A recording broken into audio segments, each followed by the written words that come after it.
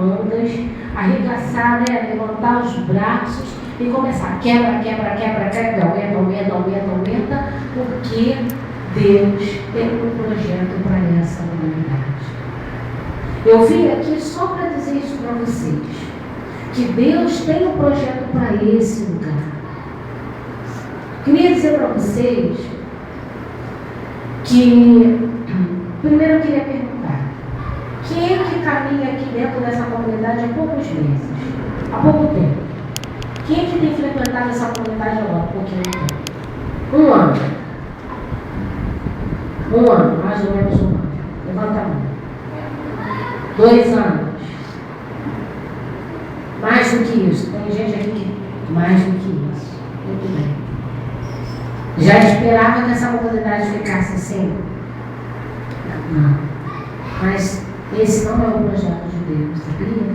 Tá bonitinha, não tá? Tá bonitinho. Mas esse não é o projeto de Deus. O projeto de Deus, para esse momento, é só fazer uma comunidade acolhedora, para que isso cresça mais. Sabia disso? Pois é.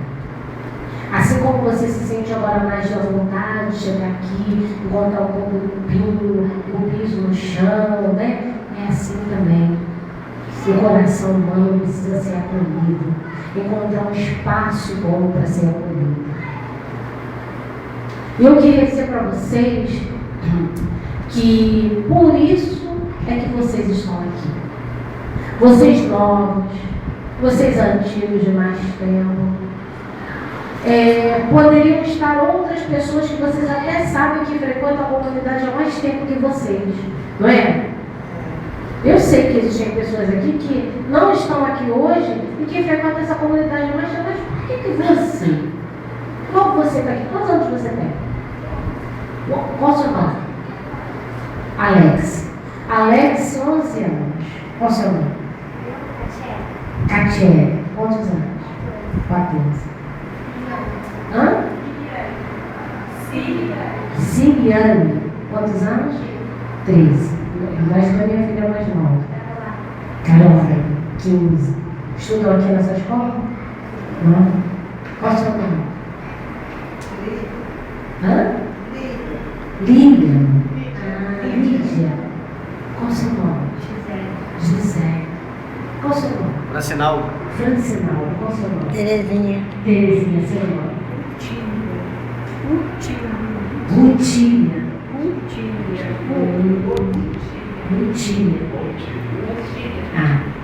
Qual o seu nome? Não sei, né? Não conhece, né? Antônio Carlos. Qual o seu nome? Paulo. Qual o seu nome? Maria José. Nem vou perguntar, né?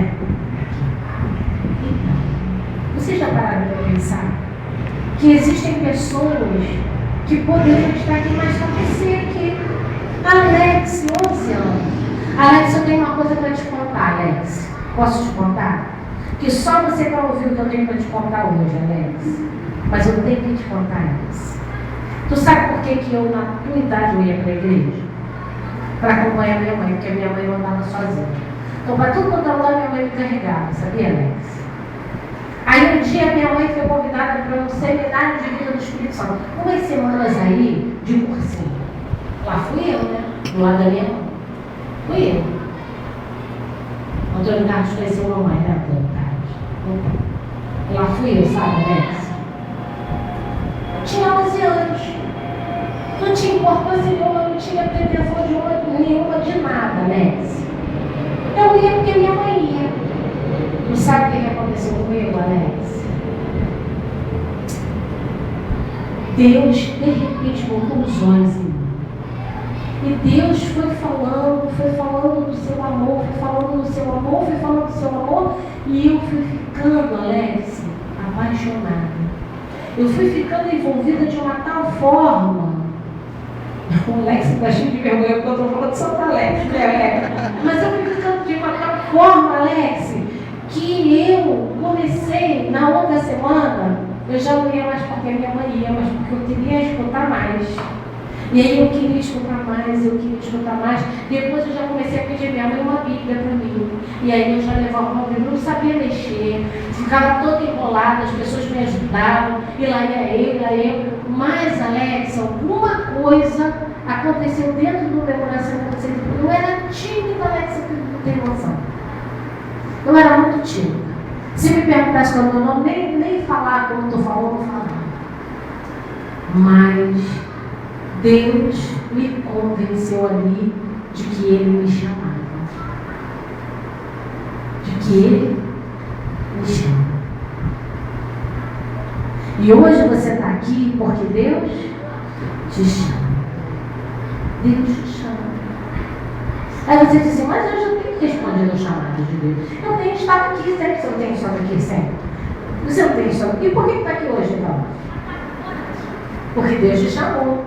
Mas por que você está hoje aqui em especial? Porque hoje Deus te chama de uma forma especial. E é verdade. É isso que eu vim dizer aqui. Porque hoje não estão apenas aqueles escolhidos. 3, 4, 5, 6, 7, 8, 9, 10, 11, 12. Os escolhidos. Cada um do seu jeitinho, né? Uns mais esporrentos, né? Não? Outros mais tímidos, outros mais cansados, outros mais de oração, outros gostam mais de trabalhar, né? Limpar, arrumar, não é verdade? Outros gostam de estar uns com os outros, mas Deus chama. Você está aqui essa tarde porque Deus te chama. Deus tinha um projeto para cada um de vocês, assim como Deus tinha para os seus discípulos. Quando Jesus chamou os 12 apóstolos, cada um era de um jeito. Pedro era aquele mais assim, mais bronco, né? João era mais meio. Cada um tinha o seu jeito, cada um tinha a sua profissão. Tinha um que era cobrador de impostos, ou seja, era funcionário público, que nem eu.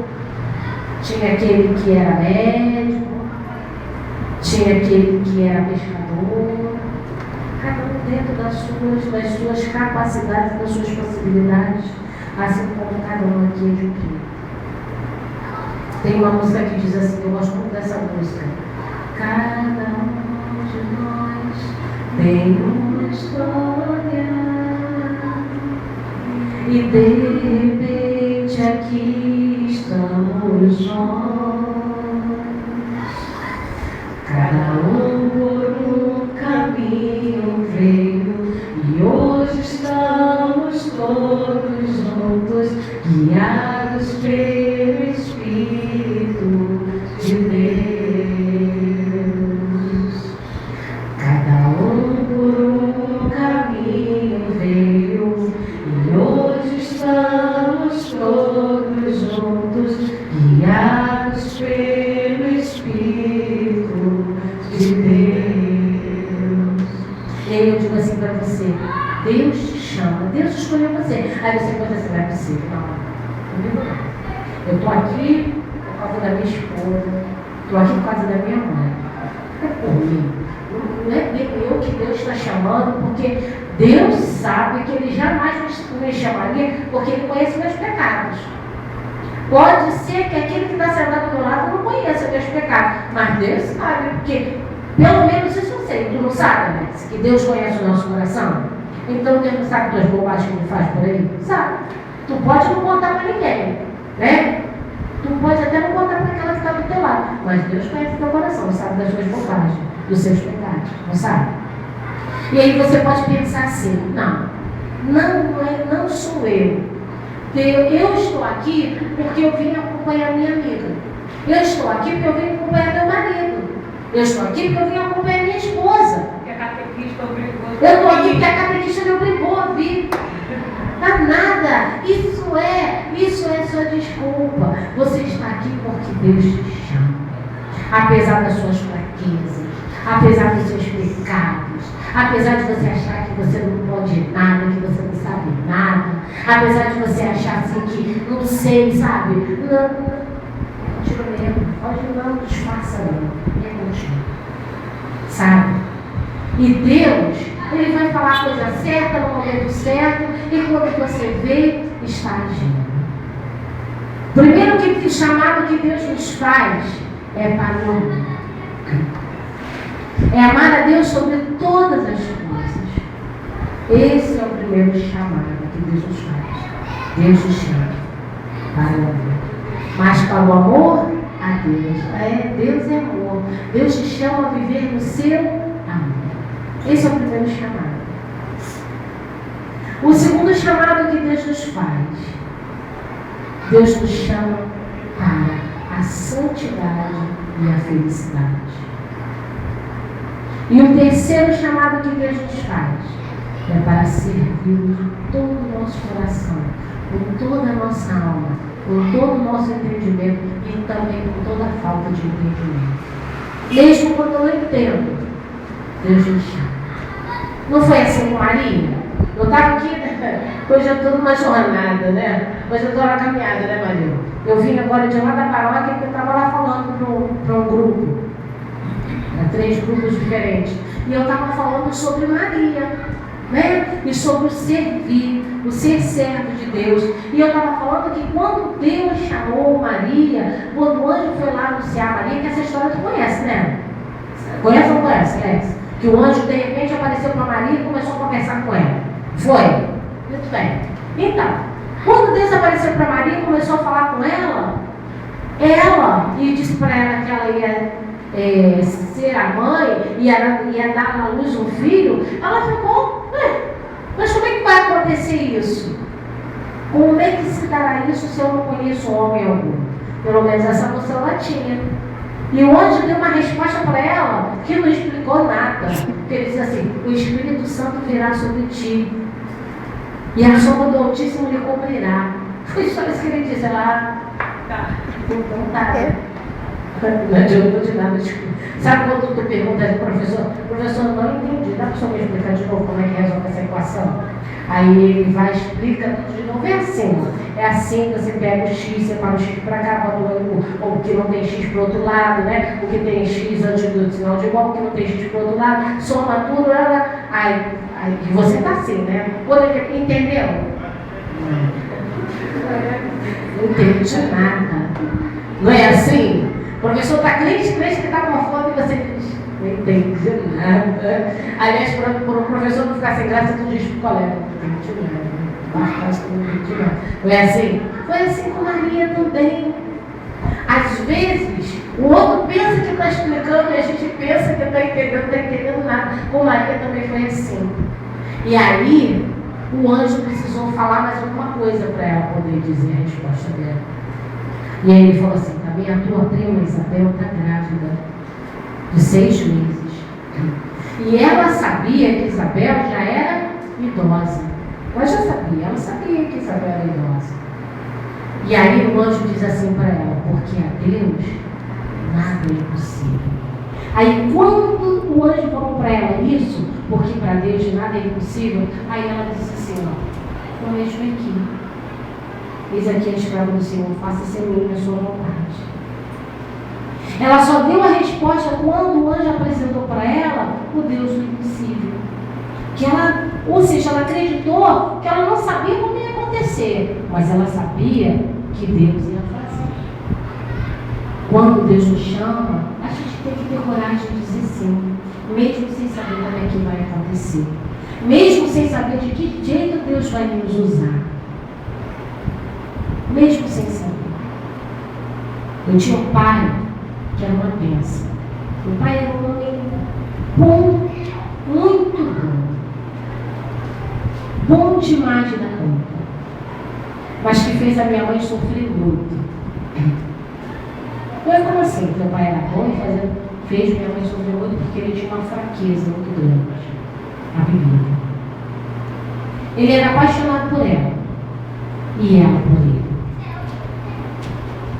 Mas quando meu pai saía do trabalho, que dava 1 hora e ele não chegava, a gente já sabia que ele tinha escolhido aquele dia para virar todas. E eu sempre escutei a minha mãe dizer que, apesar de tudo, meu pai era um homem muito bom. Muito bom. E quando a minha mãe mãe decidiu caminhar com Deus, nessa época aí, né, Alex, que eu te falei, que eu te expliquei, ali a minha mãe ela foi tomando as decisões na vida dela. E o meu pai era daquele que nem a comida dele ele botava. Porque minha mãe tinha que botar a comida dele, o prato de comida dele. E aí, quando a minha mãe começou a entender que ela precisava caminhar, servir, ela já servia a Deus, mas ela precisava viver isso de uma forma mais intensa, foi aí que brotou a felicidade no coração da minha mãe. Porque até então ela sofria muito. Ela servia a Deus, mas ela sofria. Primeiro, por conta dessa bebida do meu pai. Segundo, porque ela não conseguia servir a Deus de todo o seu coração, com toda a sua alma, com todo o seu entendimento, porque ela estava dividida ali, ó, entre tentar mudar a vida do meu pai e servir a Deus. E aí, no dia que ela tomou a decisão dela, e ela foi, meu pai ficou muito aborrecido. E ela começou, e vai servir no grupo de oração, e vai à missa. Minha mãe já era catequista, há muitos anos ela era catequista. Ela foi minha catequista quando eu era pequena. A minha primeira catequista foi a minha mãe. E aí, mas mesmo assim, ela foi mergulhando de cabeça. E o meu pai foi ficando aborrecido. Até o dia que ele chamava assim, Dagmar, senta aqui. Preciso conversar com você. Olha, desse jeito não tá bom. Por quê? Ela já não ficava mais presa por causa da comida. Ela preparava com todo carinho para ele, botava a mesa, botava um prato de comida, botava um tampo e pão. Quando ele chegava assim, velhinho, ela chamava ele de velho, né? Apesar dele ser novo, ela chamava ele de velho. Velhinho, tua comida tá aí, tá? Tá direitinho, pode estar sobre a mesa, tá quentinha, pode comer. E tô indo para a igreja, tá? E quando ela voltava, o prato de comida estava no mesmo lugar. Ele não tinha comido para fazer uma avaliação para ela. Ela pegava o prato, guardava, e no dia seguinte ela ia servir a Deus de novo, botava outro prato de comida para ele, e ele fazia a mesma avaliação. O pai não comia. Até o dia que ele chamou ela e falou isso: olha, não tá bom, você está indo demais para a igreja, e olha, eu quero te pedir que você agora vai ter que decidir. Quando ele falou isso para ela, ela falou assim: peraí, velho, nem completa. E ele ficou olhando para a cara dela e falou: velho, não completa. Não me peça para escolher entre você e Deus. Porque se você me pedir para fazer essa escolha, tu vai perder dela. Tu já perdeu. O meu pai ficou entristecido, mas entendeu. E a partir dali ela foi caminhando, ela continuou na trajetória dela. E sabe o que aconteceu com ele? Ele foi mudando também. Ele foi mudando, pediu ajuda a ela, foi indo. E aí ela começou, velho, aí o papai já tinha um carro, velho, olha, você me levar lá no Alto da Boa Vista que tem retiro. Mas daí, vamos lá, velho, vamos lá. E ela tocava ele lá, né, ele. Às vezes o papai estava assistindo futebol, velho, vamos embora que tá na minha hora.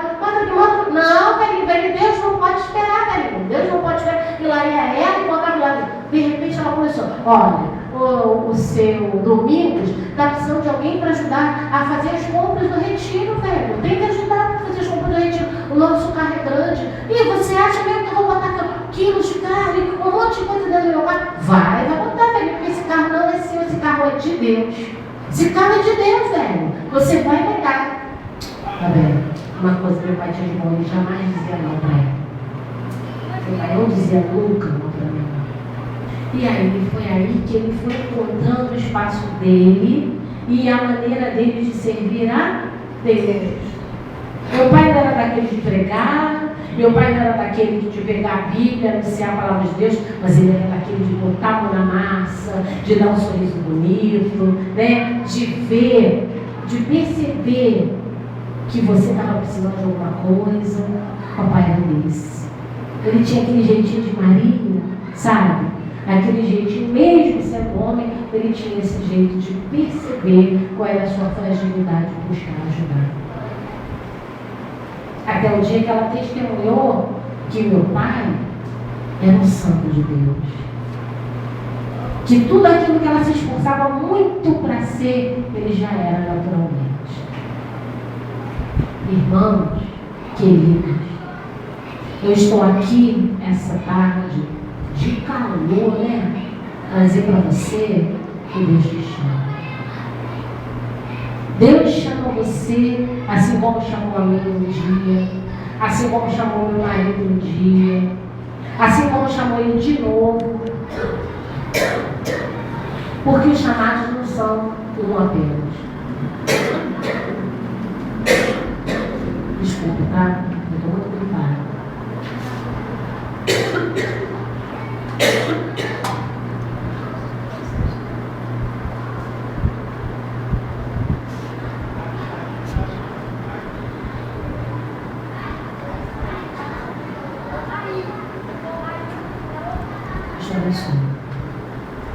E para terminar, eu queria pedir que você abrisse a sua Bíblia comigo, se você tem a sua Bíblia comigo.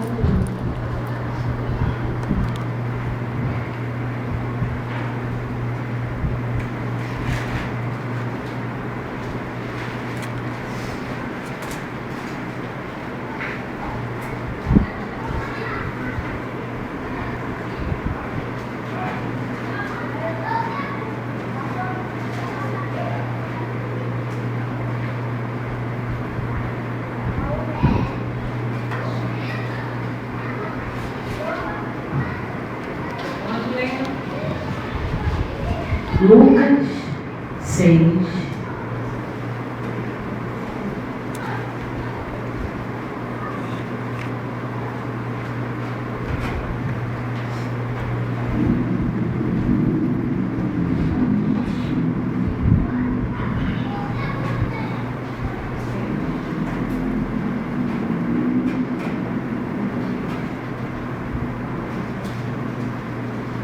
Versículo 12.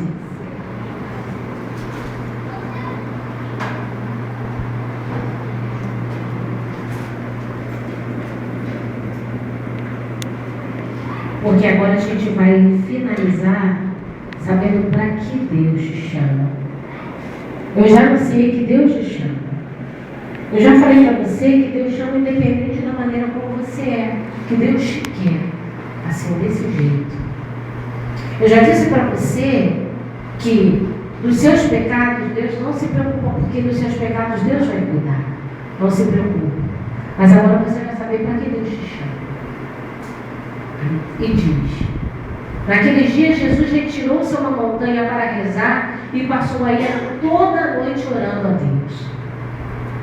Ao amanhecer, chamou seus discípulos e escolheu 12 dentre eles que chamou os apóstolos: Simão, a quem deu o sobrenome de Pedro, André, seu irmão, Tiago, João, Filipe, Bartolomeu, Mateus, chamou também o Tomé, Tiago, filho de Alfeu, chamou Simão, chamado Zelador, chamou Judas. Sabe qual é esse Judas? O irmão de Tiago. E chamou Judas Iscariote, aquele que foi o traidor. Ele também chamou ele. Eu quero dizer para você que quando Deus nos chama, a gente diz sim, mas às vezes no meio do caminho a gente também diz não. E a gente foge dos projetos de Deus, como Judas Iscariote fugiu. Mas se arrependeu.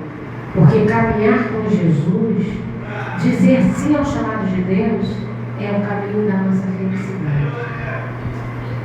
Às vezes a gente está sentindo um vazio dentro do nosso coração, a gente não sabe por quê. Sabe o que é isso? É a falta da resposta que você não deu para Deus. Diga sim. Diga sim. E você encontra a felicidade. E aí, descendo com eles, parou numa planície. Aí se achava um grande número de seus discípulos e uma grande multidão de pessoas vindas da Judéia, de Jerusalém, da região marítima, de Tiro e Sidônia, que tinham vindo para ouvi-lo e ser curadas de suas enfermidades. E os que eram atormentados dos espíritos imundos ficavam livres. Todo o povo procurava tocá-lo, pois saía dele uma força que os curava a todos. Querido, querida de Deus, queria dizer para você que essa comunidade onde você está inserido, onde vive essa comunidade aqui como pastor, é uma comunidade que tem uma multidão de pessoas esperando ser curada, esperando ser tocada pela força de Jesus, esperando ser liberta em seu coração, esperando ser liberta dos vícios, esperando ter a sua vida transformada, esperando ter a sua família reorganizada e reestruturada, esperando que a sua filha largue esse caminho que está muito complicado, esperando que o seu filho abandone esse caminho que está tão ruim, essa escolha que ele fez. E é isso que eu quero dizer para você.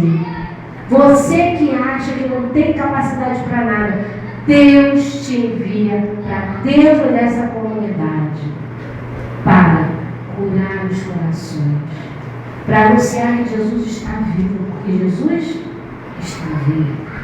Já já Ele se apresenta para você.